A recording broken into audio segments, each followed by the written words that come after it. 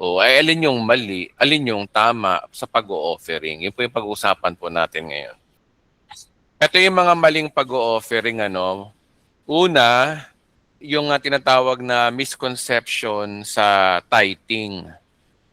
Marami nagtuturo na obligado ang Kristiyano na magbigay ng ikapu para pagpalain daw. Sabi ng ibang mga pastor, sabi ng mga nagtuturo na ibang mga born again din, nagtuturo ng ikapu. Kasi para pagpalain ka raw at para hindi ka maisumpa. Ayun. Ang tanong, totoo ba yun? Napag-usapan na po natin yan na sa context ng Biblia, ang tithing ay bahagi lamang po ng sistema ng Israel under the law. Okay? So connected ang Levitical priesthood, temple at agricultural system nila regarding doon. So sa madaling salita, kung pa rin talaga natin tong tithes na to na hindi naman para sa atin kundi sa mga Hudyo, dapat hindi pera ang ita-tithes mo. Kailangan mga mga hala-halaman. Yun ang ita-tithes mo. Oh. Una, hindi naman sa atin yan, sa mga Hudyo yan. Mm. Ano ba yung Book of Malakay? Tingnan natin na Book of Malakay. Ayan. Sabi sa Malakay, chapter 1 verse 1, sabi dito, no, ang aklat na ito ay naglalaman ng pahayag ni Yahweh. Tungkol kanino ba? Sa church ba? Hindi. Sa Israel. Sa pamamagitan daw ni Propeta Malakias.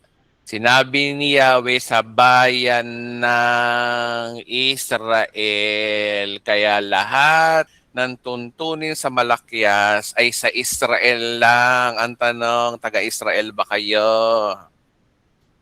Pangalawa, noon pa ito, matagal na ito.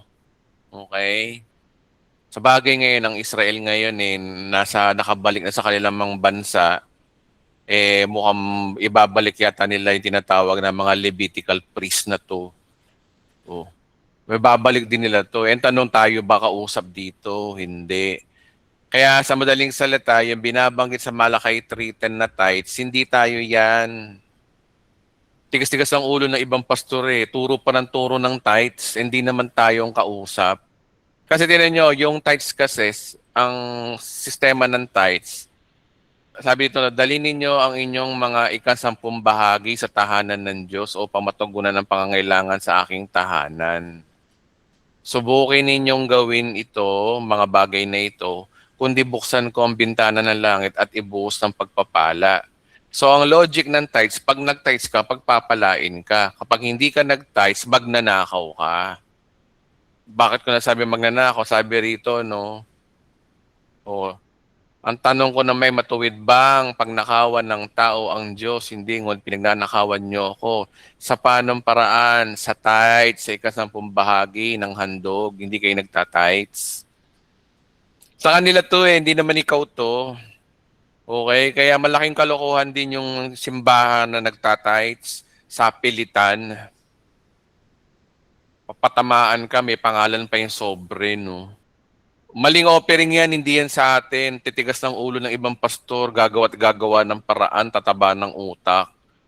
Kasi nga naman, may fixed price, malaking pera nga naman yan. Diba? Kung lahat ng miyembro mo ay aate ng sapilitan at hindi yung kusang loob, malaki yan. Tapos mapupunta lang sa pastor nyo. Pastor nyo, sarap ng buhay, ikaw naghihirap. Diba? Papa-selfie-selfie pa. Samantalang ikaw, nauto ka na, nabudol ka na ng pastor mo. Gumising na tayo mga kapatid. Huwag na tayo magpauto dyan na laging dinadamay ang Diyos sa pagbibigay.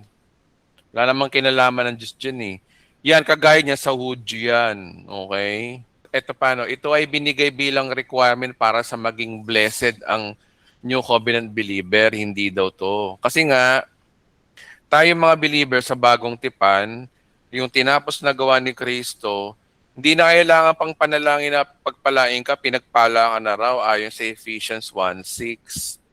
Malinaw na malinaw po doon sa Ephesians 1:6 na ang pagpapala ay base saan? Base sa ginawa ni Kristo, hindi sa gawa mo. tapos na yun. Tapos past tense na. Ikaw ay karito, ikaw ay pinagpalat pinaburan. Nasa iyo na yung blessing ng Panginoon. So di mo na kailangan pang mag-tithes para pagpalain. Kasi meron nang naghandog. Si Kristo nga yun sa krus, inihandog niya na yung sarili niya para pagpalain yung sino mang manampalataya sa Kanya. So hindi ito binigay bilang requirements, kaya delikado kapag ginagamit ang tithing bilang pressure, takot o spiritual obligation para gumalaw ang Diyos. Okay?